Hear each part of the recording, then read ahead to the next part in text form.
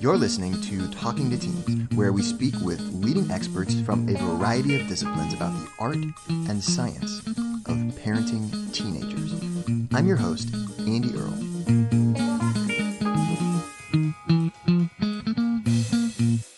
Our guest today is Mattis Miller. He is a clinical social worker and certified cognitive and dialectical behavior therapist with more than 15 years of experience. He's the founder, director, and supervisor of the Center for Cognitive and Behavioral Therapy of New Jersey, and he's the author of The Uncontrollable Child.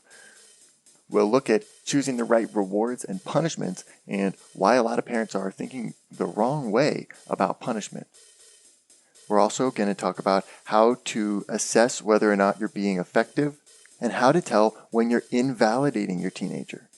Then we'll look at the opposite end of the spectrum. How do you validate a teen? What do you validate?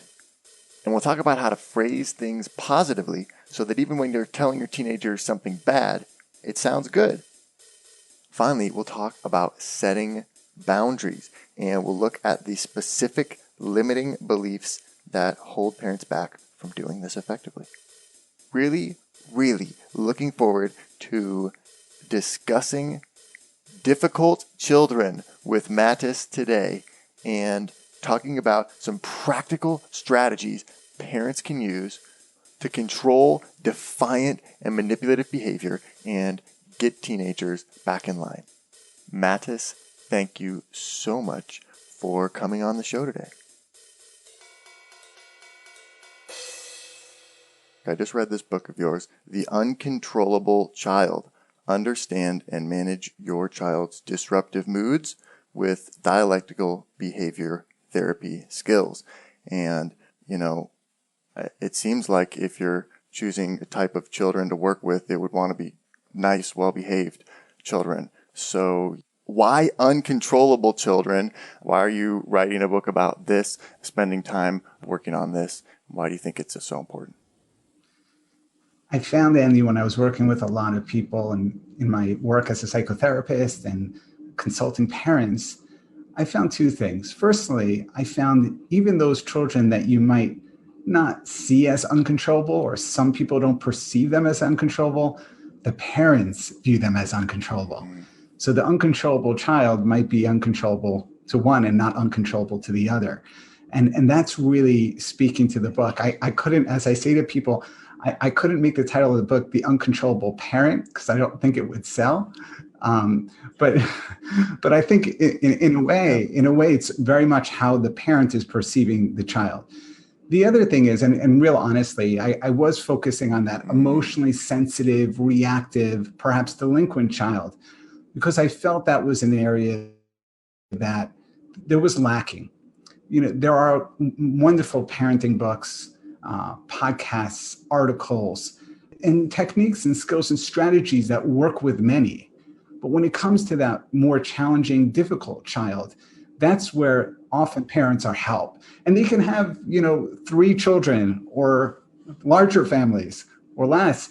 And the other children, they seem to be doing just fine. It's just that child that seems different or a poor fit or more sensitive. It could be socially or academically, where the parents are coming in and saying help.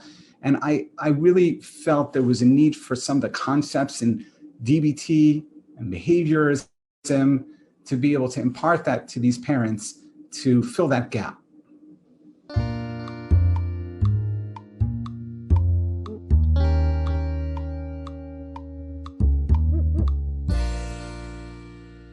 So you talk about DBT, and the basis of DBT is a dialectical.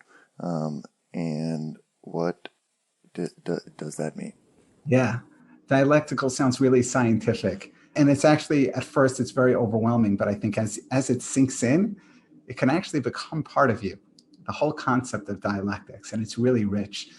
It comes from, similarly to the word dialogue, the root dialogue is dialectics. And dialectics is the theory, and the idea is that we can have two opposing opposites, two concepts that are contradictory or appear contradictory, And they can actually both stand at the same time. They can both be true at the same time.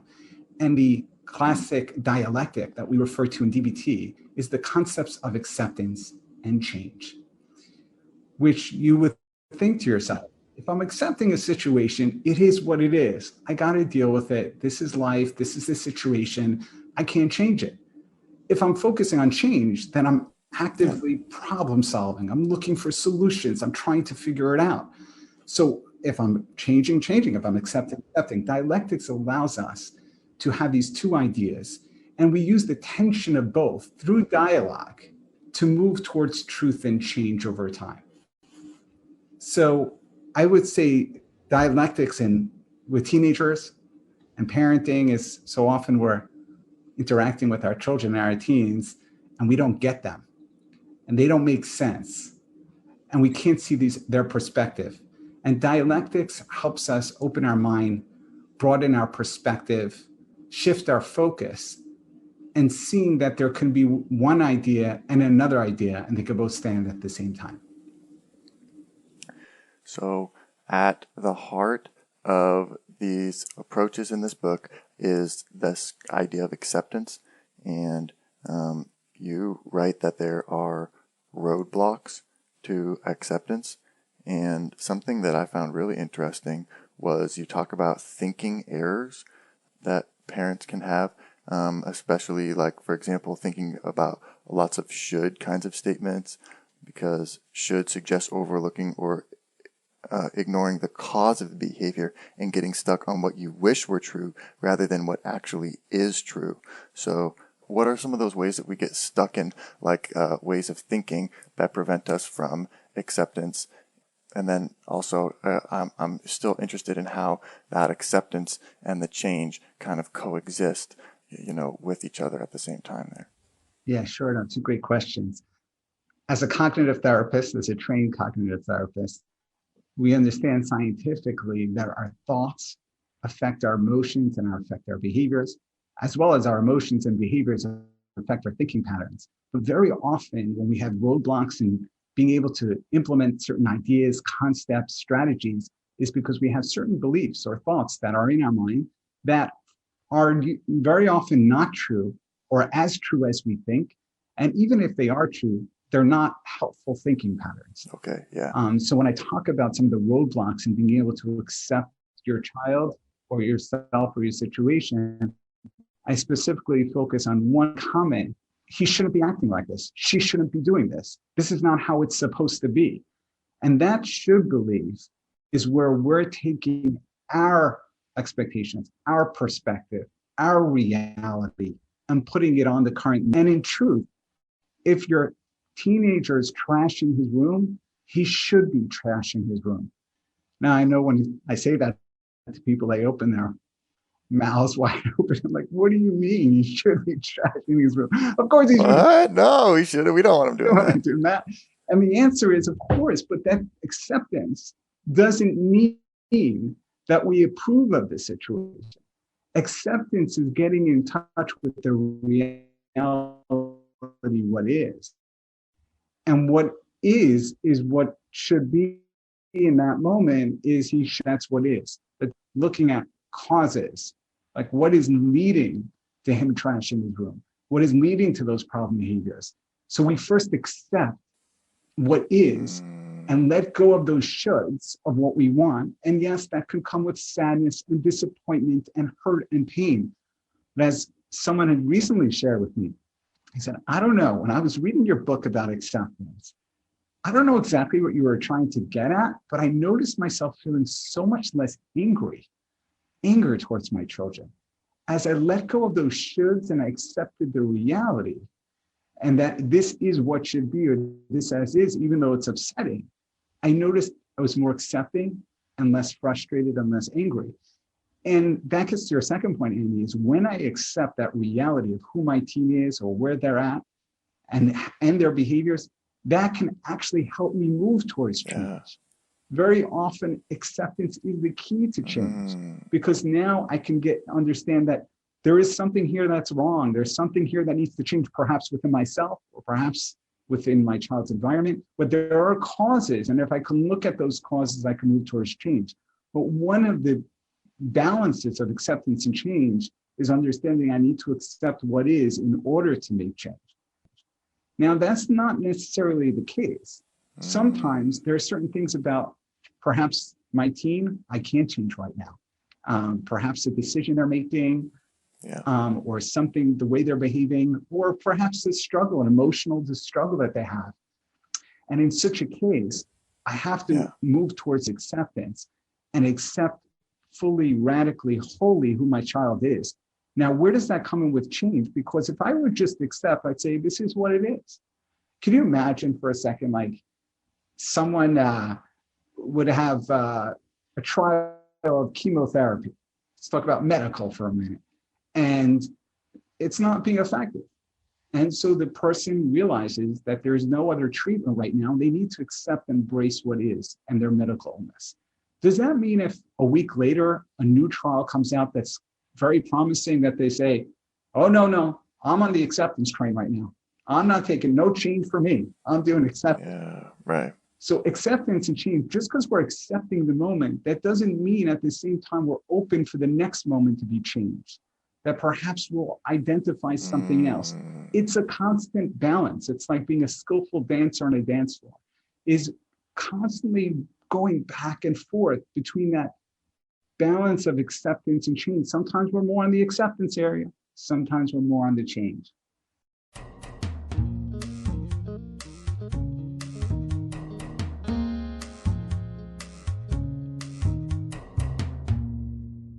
So how do we find that balance, or how do we know when we're veering off of balance? Excellent. And that's where mindfulness comes in. That's where awareness comes in. And mindfulness is the ability for us to take that step back. So often we get so sucked up in our emotion and we keep continuing the same behavior again and again. I like to think of it. I give this example sometimes. It's like the teacher in the classroom. Kids are acting up. Certain child's acting up, teenagers acting up. They throw them out of the class. Why do they throw them out of the class? Well, if you'd ask them, very often they would say, well, this he needs to learn. Like, you have to behave in the class in a certain way. And if they're not going to behave in the class, they'll step out of the class. It's 3 months later. He's still getting kicked out of class and hasn't learned. And they're staying stuck in that pattern again and again and again. Mindfulness is one of the key mindfulness skills, the ability to take a step back and saying, is this effective? What's driving me? What's driving the behavior? What's going on?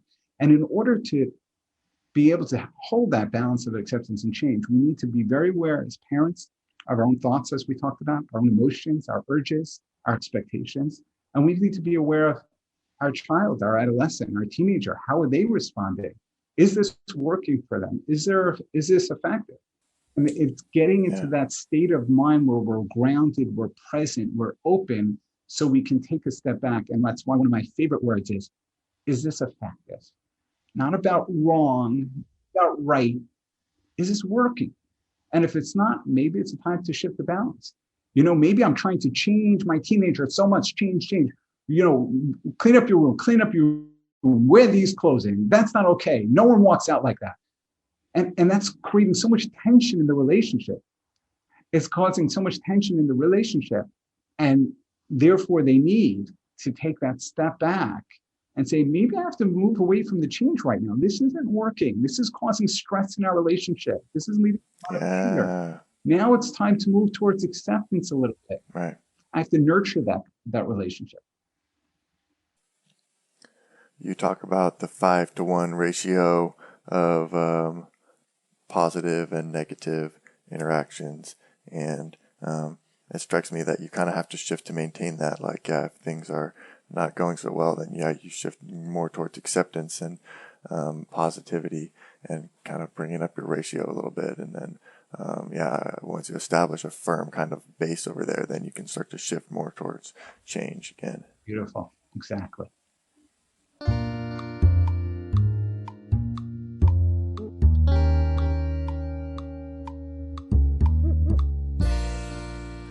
You've got a thing in here that I really liked on page 41 that's called half smile and willing hands. And it's just a little exercise where you put your face into kind of a partially smile and then put your hands up, I guess, like this. And you think this is really a helpful thing for people to master. Why is that? Because what we know from science and research is that our body actually communicates to our mind.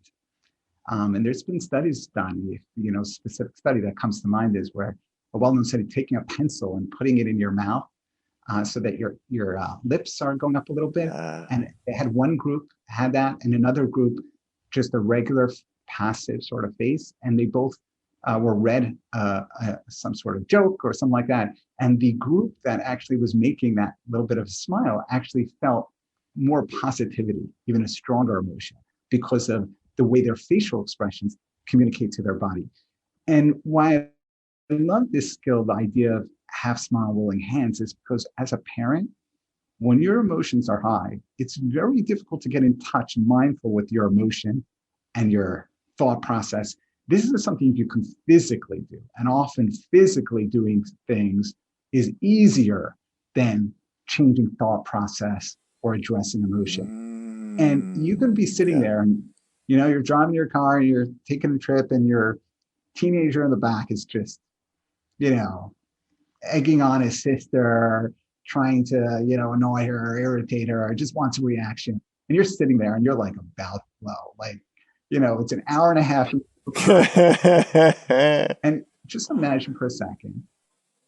I mean, perhaps you're driving or not driving, but putting that little bit of half smile on your face, not like one, a grin that doesn't feel real, but just turning up your lips a little bit, opening up your hands slightly, and telling yourself as you're doing that, like, this is what it is. This is who he is. This is what happens when we go on these trips. And I'm not going to change this right now. Even just the behavior, just making that little smile, opening your hands a bit. Try it. You'll see it. It actually can help you move towards acceptance of the moment.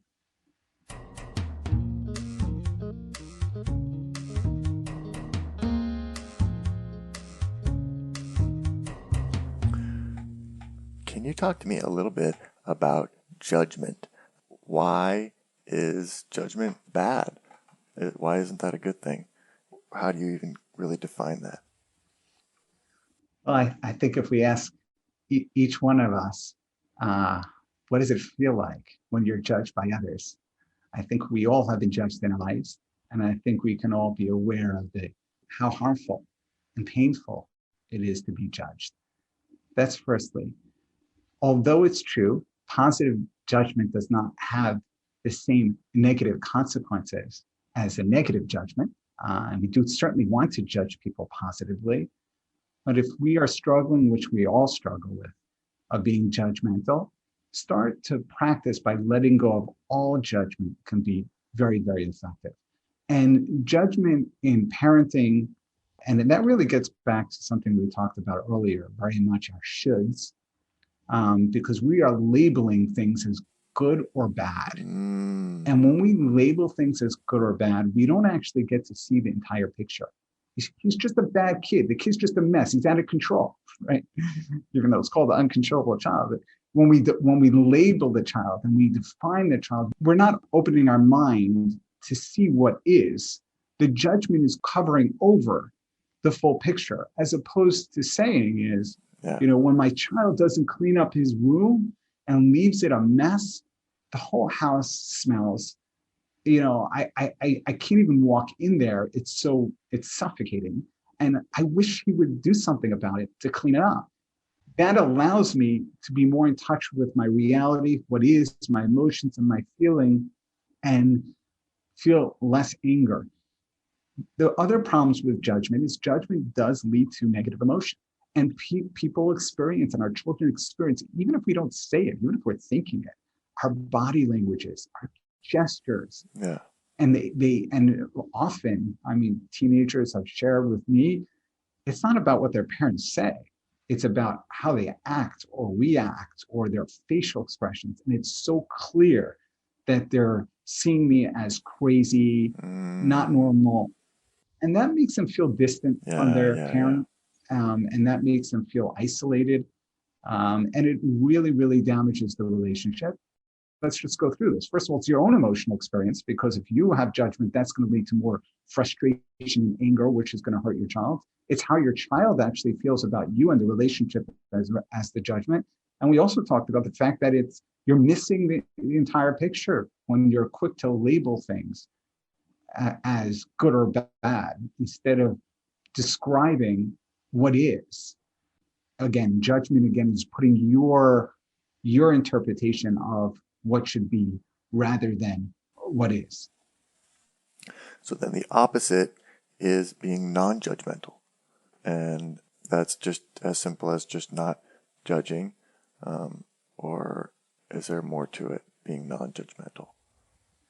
So I know often people say, what do you mean be non-judgmental? I mean, my kid's coming back 3 a.m, not listening to a thing I'm saying, not doing his homework. What, I'm supposed to be, kumbaya, this is all good, let everything be, love, love, love, right? No judgment. Just Yep. no judgment. And I think that's also not being in touch with reality. I think that's also not acknowledging what it is. Yeah, right. So I think what I mean by non-judgmental is describing what it is and looking at the consequences and the causes instead of labeling. So it could be, you can say, well, my kid comes at 3 o'clock in the morning, walks in, I'm really frustrated. I'm thinking in my mind, I've told her so many times, why doesn't she get it? When I see that he's failing and he's not doing his homework and he's not preparing for his exams, I worry about the future. I worry about the consequences of that. So it's looking at what is and the causes and the consequences rather than getting stuck in judgment and blaming, and accepting again with my kid's so exactly, lazy. Exactly. Because lazy is a judgment as opposed to when and you can, by the way, and you can say, I have a judgment thought in my mind. I just had a thought, my kid is lazy. I'm thinking my kid is lazy. Because the thought's real, that's factual. Whether the child is lazy or not, that's what I'm interpreting. Because I bet if you asked Bobby over there, you say, are you lazy? I am not lazy. Just see the kids in my class. You want to know what lazy is, right? Everyone has a different interpretation, and getting stuck into that. Yeah, exactly. It's so easy to get stuck in those things, and we just accept the judgment and then start spiraling off like, how did this kid get so lazy? I don't know. It doesn't even make sense. Like what? And we model such good hard working, and it just, I don't know where we went wrong. And yeah, I was going to say even more so. I love what you're saying, that whole trend of thought. And then you say, when I was a kid, my parents would never let me get away with that. We worked so hard. Yeah, we were never lazy. That was never okay. So it continues to spiral with judgment on top of judgment and negativity. Right. Instead of us acknowledging he is who he is for whatever causes, and there is a cause. Was it me? I don't know. Was it him? Was it society? Is it culture? Is it influential? Is it friends? Who knows? But the bottom line is, this is his behavior. Does that mean we approve of it? No. Does that mean we want to continue? Not necessarily. We don't want to continue. But if we can let go of judgment, take a non-judgmental stance, it's more effective to move towards change. Parents don't realize that. If we let go of judgment, there's more likely that the child will change those behaviors. We're here today with Mattis Miller, talking about how to handle difficult, defiant, and resistant teenagers. And we're not done yet. Here's a look at what's coming up in the second half of the show. There's a lot of research that says even validating and labeling someone's emotional experience actually helps them regulate that emotion. You have to have that ability to take a step back and be aware, present, grounded, and open, and say, am I being that person I want to be? Is this how I envision myself when that cute little baby came into my life? The goal of the punishment is actually to stop the behavior. But you have to keep in mind is punishment is only that effective because the child or the teenager doesn't necessarily learn alternative behaviors through punishment. you have to ask yourself, is that thought process leading to emotions that's going to help me connect to my kid, love my kid, nurture my kid, understand my child? So what I'm saying is, when you notice that thought of laziness and realize maybe it's not such an effective thing, so try to reframe it and modify it to see as, you know what, when my child does that, it makes me think that he's lazy, and I perceive it as laziness. And that behavior is actually creating a lot of problem, because there's a lot of responsibilities that he has that aren't getting done. Because if I walk over to that child and say to him, you know, what is going on with you? You've been so lazy lately. Versus I go over to the child and say, using validation, hey, listen, I know you got a lot of work. I know you're not the motivated type. I know, your sister there, she's motivated. She wants to get into Ivy League college. She's pushing those books. She's taking those AP courses. That's just not for you. I get it. I get it. This is your tendency. This is maybe it's your makeup. Maybe you're like grandpa, whatever it might be. But I think you got a lot of strengths. At the same time, dialectics, at the same time, we need to figure out how to, you have these responsibilities that aren't getting done. So what I'm going to say is, next time you want to go out on the weekend, you got to show me that the work is done before you go out. Perhaps that might be the intervention. So if I get stuck in that judgment and laziness, it's not going to allow me to be able to go ahead. So we're framing that, seeing it non-judgmental will be more effective in moving towards change. Want to hear the full interview? Sign up for a subscription today. You get access to all the interviews I've conducted, as well as new episodes weeks before the general public. It's completely affordable, and your subscription helps support the work we do here at Talking to Teens. Thanks for listening.